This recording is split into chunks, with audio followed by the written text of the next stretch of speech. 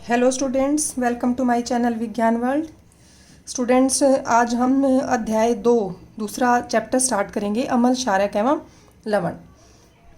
तो स्टूडेंट्स, इसके बारे में थोड़ा इंट्रोडक्शन करते हैं।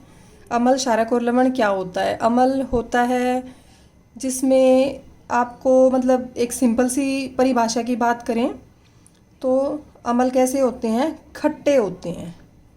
खाने में जो खट्टे महसूस हों वो अम्ल होते हैं, और जो कड़वा महसूस हो वो क्षारक होता है। ये बिल्कुल सिंपल सी बात है जो आप याद रखिएगा। जैसे आप नींबू किसी भी चीज़ में डालते हैं तो खट्टापन आ जाता है, तो वो अम्ल है नींबू में। और जो भी चीज़ कड़वी होती है वो क्या होती है, क्षारक। और लवण क्या होता है, लवण होता है जो इन दोनों के मिलने से बनता है। जैसे नमक, नमकीन है, ना खट्टा है ना कड़वा है, तो वो लवण है। ठीक है। अब इन्होंने एक सिंपल सी बात दे रखी है कि जैसे घर में किसी को एसिडिटी हो जाए, अम्लता बोलते हैं हिंदी में, क्या बोलते हैं, अम्लता, एसिडिटी हो जाए। ये कहते हैं, घर पे किसी को कहते सुना होगा कि खट्टी डकारें आ रही हैं गले में, कई बार जैसे यूँ लगता है कि कुछ खट्टापन सा आ गया है, तो वो क्या है, अम्लता, एसिडिटी। तो उसको कैसे ठीक करेंगे। अब ये कह रहे हैं कि 3 ऑप्शन आपके पास, नींबू पानी है, सिरका है या बेकिंग सोडा है। आप कौन सा देंगे इस तरीके का उपचार करने के लिए अम्लता का।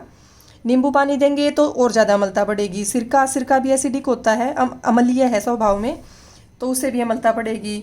तो जो बेकिंग सोडा है वो होता है क्षारकीय, तो क्षारकीय वाली चीज़ देंगे तो वो अम्लता को कम करेगी।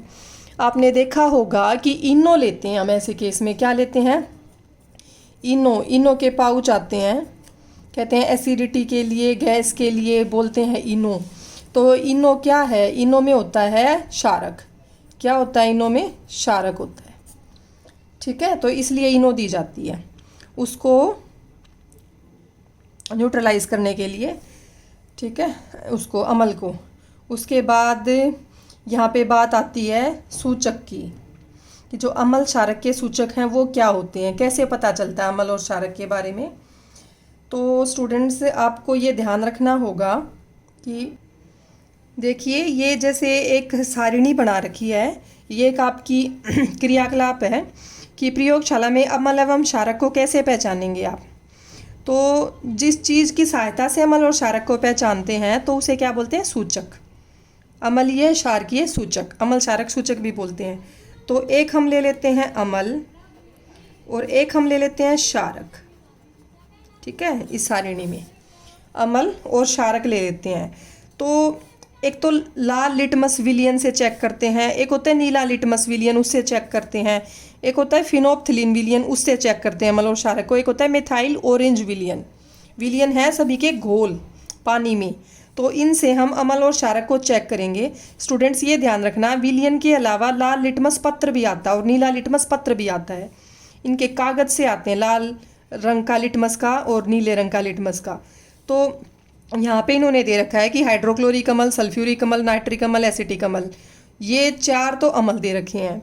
और sodium hydroxide, calcium hydroxide, potassium hydroxide, magnesium hydroxide और अमोनियम हाइड्रोक्साइड, ये दे रखे हैं 4, 5 दे रखे हैं ये क्षारक। क्या दे रखे हैं, क्षारक, और 4 अम्ल दे रखे हैं। तो ये जो है सूचक सभी के साथ समान अभिक्रिया देंगे। ठीक है, तो हम अम्ल और क्षारक लिख लेते हैं। कोई भी अम्ल हो जाए एक जैसा परिवर्तन आएगा, क्षारक के साथ भी ऐसे ही। तो अम्ल जो है वो क्या करता है, नीले को लाल कर देता है। अम्ल से आप इस तरीके से याद रख लो, कई बार ना कंफ्यूज हो जाते हैं बच्चे कि अम्ल लाल को नीला कर रहा था या क्षारक लाल को नीला कर रहा था। आप इस तरीके से ध्यान रख लीजिए, अम्ल को आप ये मानते हैं उतना तेज है, बहुत स्ट्रोंग होता है, एसिड है अम्ल। ठीक है, ये सबको पता है। तो आप थोड़ा ये मान लीजिए कि जो लाल रंग है वो उसको भी थोड़ा यूँ मानते हैं तेज भड़कीला रंग है, या खतरे का प्रतीक मानते हैं लाल को।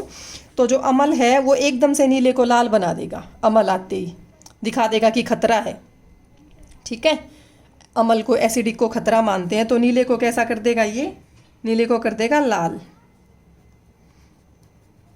ठीक है, और क्षारक करता है लाल को नीला, उल्टा है। क्षारक किसको करता है, लाल को नीला। अम्ल जो है लाल लिटमस विलियन के साथ कोई अभिक्रिया नहीं होगी, इसकी कोई बदलाव नहीं आएगा। ऐसे ही क्षारक का नीले के साथ कोई बदलाव नहीं आएगा। अमल करता है नीले लिटमस को लाल और क्षारक करता है लाल को नीला। आप इस तरीके से याद रख लीजिएगा कि अमल तेज है, थोड़ा खतरे का प्रतीक होता है, तो ये नीले को लाल कर देगा एकदम से। ऐसे ही लिटमस पत्र भी अगर आप लेंगे तो वो भी सेम ऐसे ही बराबर वही रंग आएगा कि लाल को नीला करेगा क्षारक और नीले को लाल करेगा अमल।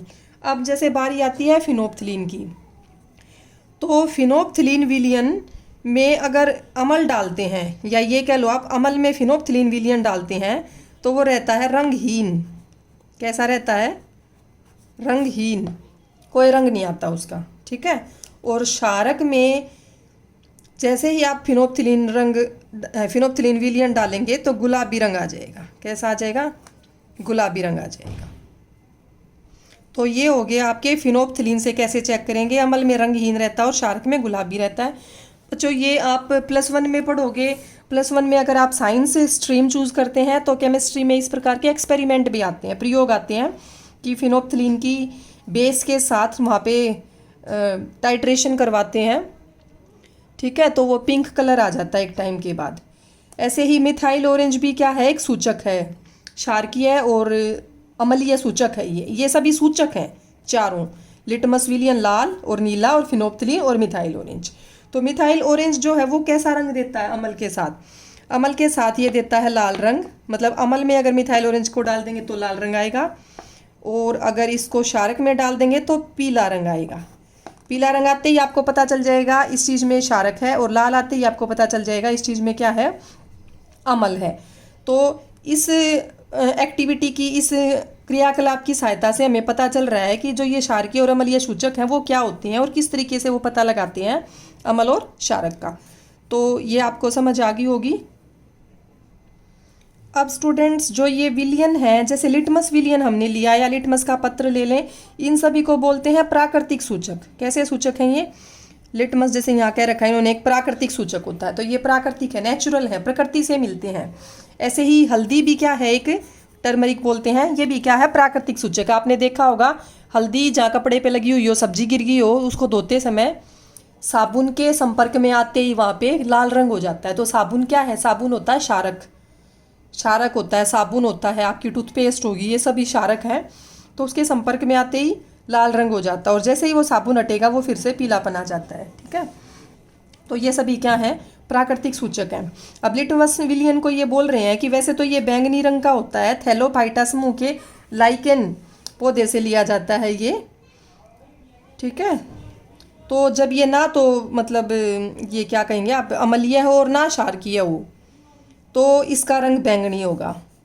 कैसा होगा? बैंगनी।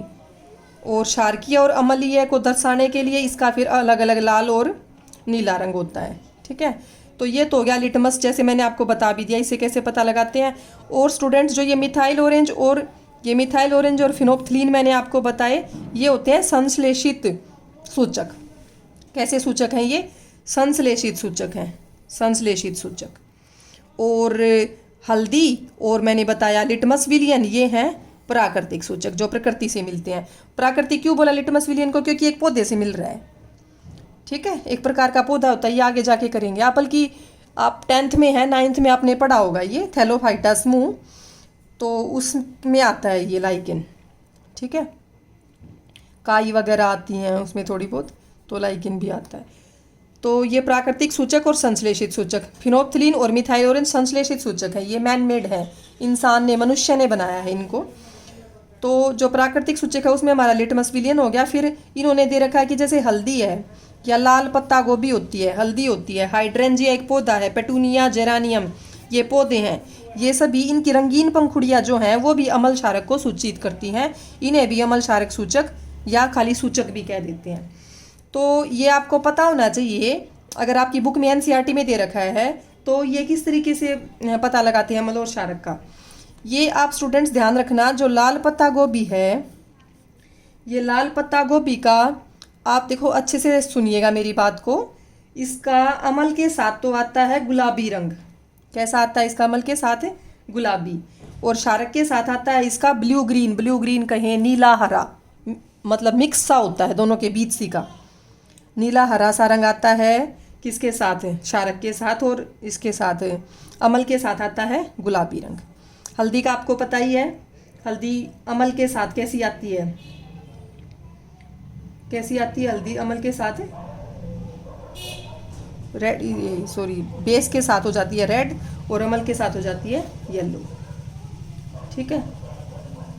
उसके बाद है, इन्होंने कह रखा है जैसे हाइड्रेंजिया की पत्तियां, इन सभी की रंगीन पंखुड़ियां जो हैं, तो हाइड्रेंजिया में भी ऐसे ही है। अमल के साथ तो आता है इसका नीला रंग हाइड्रेंजिया का। हाइड्रेंजिया का कैसा आता है अमल के साथ? नीला। और जो पेटूनिया है इसका लाल आता है अमल के साथ। और जेरानियम का भी लाल लाल सा ही होता है, ऑरेंज रेड सा होता है इसका। और पेटूनिया का पर्पल रेड सा होता है एसिड के साथ। ठीक है। और इसका होता है हाइड्रेंजिया का ब्लू। अब ये कह लो आप, इसका तो है हाइड्रेंजिया का नीला और इसका पेटूनिया का आता है, कैसा आता है पेटूनिया का? लाल आता है, थोड़ा बैंगनी सा लाल है, बैंगनी सा लाल है ये। ठीक है।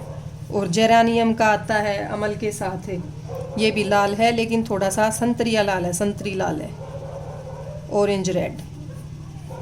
तो ये रंग आते हैं इनके अमल के साथ। किसके साथ आते हैं ये रंग? इनके अमल के साथ आते हैं। ठीक है। और इनकी अगर क्षारक के साथ रंग की बात करें तो हाइड्रेंजिया में कैसा आएगा? हाइड्रेंजिया में लाल हो जाता है, यानी नीला है तो उसमें लाल आएगा। हाइड्रेंजिया में रंग आएगा लाल। कैसा लाल आएगा? लाल गुलाबी सा होता है थोड़ा सा। और पेटूनिया का आएगा इसके साथ जामुनी, बैंगनी, बैंगनी रंग आएगा। ठीक है। और नीला रंग आएगा जेरेनियम का। मतलब ये इसका, ये इसका, ये इसका, ये रंग आते हैं इनके क्षारक के साथ। कंफ्यूज नहीं होना है। लाल है हाइड्रेंजिया, जो शुरू में लिखा हुआ उसके शुरू वाला, पेटूनिया के लिए बैंगनी और जेरानियम के लिए नीला। तो स्टूडेंट्स ये ध्यान रखना है आपको कि नीला है अमल के साथ तो लाल आएगा क्षारक के साथ हाइड्रेंजिया का। ऐसे ही जेरानियम में लाल आ रहा है अमल के साथ तो नीला हो जाएगा क्षारक के साथ। ठीक है। ये मिक्स सा है, ज़्यादा अंतर नहीं पता चलता इसका। पेटूनिया का लाल लाल बैंगनी सा होता है इसके साथ अमल के साथ, और थोड़ा सा बिल्कुल बैंगनी नीलेपन में चला जाएगा वो होता है क्षारक के साथ। ठीक है।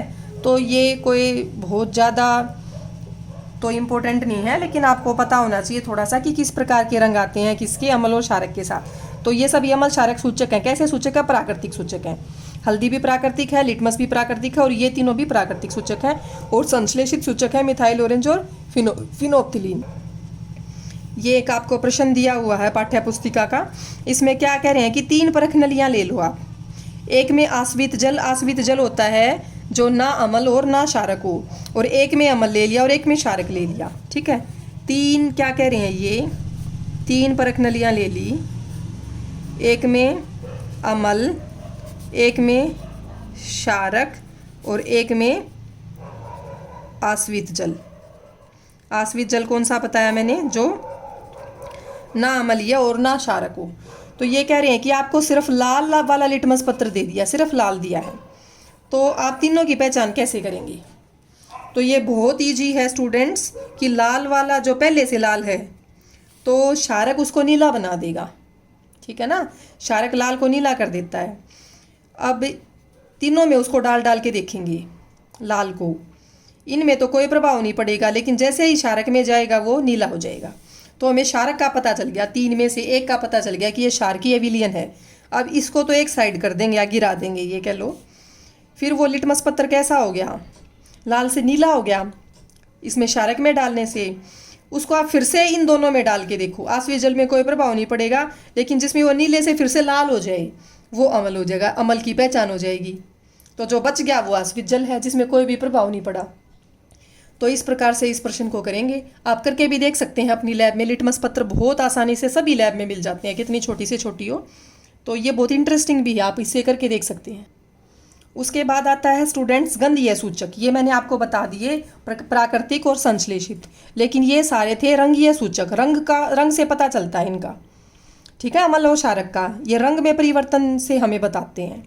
अब उसके बाद आते हैं गंधीय सूचक। ये ऐसे सूचक होते हैं जिससे रंग में तो कोई परिवर्तन नहीं आता, लेकिन गंध बदल जाती है उन पदार्थों की अमल या क्षारक के संपर्क में आने से। इसमें सबसे इम्पोर्टेंट और सबसे सिंपल सा प्याज। ठीक है, अब ये कह रहे हैं कि इससे अमल को HCl होता है अमल, और NaOH होता है क्षारक। इनको कैसे चेक करेंगे, गंध में क्या परिवर्तन आएगा। तो ये कह रहे हैं कि प्याज को काट के छोटे छोटे टुकड़े करके और एक थैले में कस के बांध के, एक कपड़े में कस के बांध लो, कपड़े में कस के बांध के और फ्रिज में रख दिया पूरी रात, और फिर सुबह उठ के उन कपड़ों को खोल लिया, 2 कपड़े ले लिया आपने।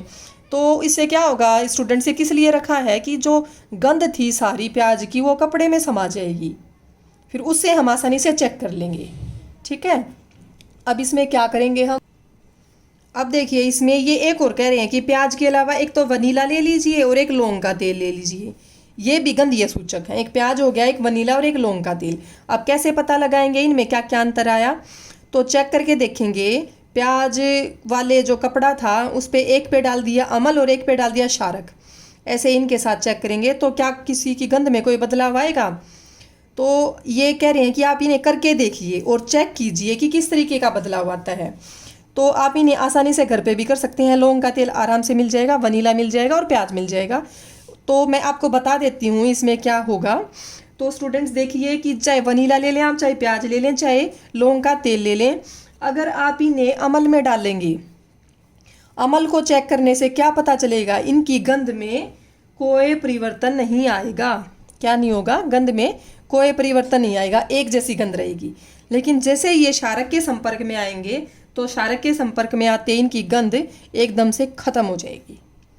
तो इस तरीके से पता चलता है कि कौन सा अमल और कौन सा क्षारक है। ये होते हैं गंधीय सूचक। जी, गंध से अमल में गंध वैसी की वैसी रहेगी और क्षारक में गंध खत्म हो जाएगी। तो ये था स्टूडेंट्स आपका अमल और क्षारक के बारे में इंट्रोडक्शन था। एक तरीके से सूचक पढ़े हैं हमने आज।